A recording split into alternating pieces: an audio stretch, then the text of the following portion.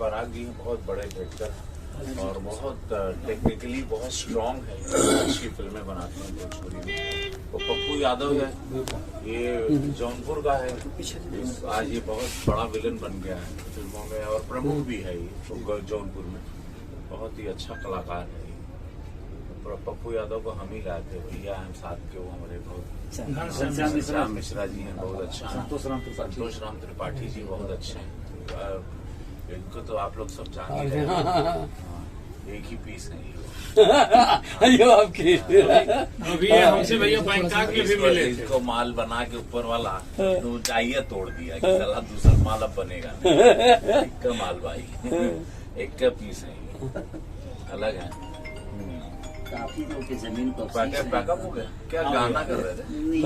Action sequence पूरे नंगा body fight, बरसात रेन फाइट तुम्हारे साथ पूरा मजेदार होगा।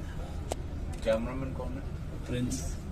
वेरी तुम मास्टर है, जगलर है पूरा। और इस फिल्म का नाम क्या है? संघर्ष 2। संघर्ष 1 तो बॉडी हिट थी, वो भी आप ही नहीं डायरेक्ट की थी।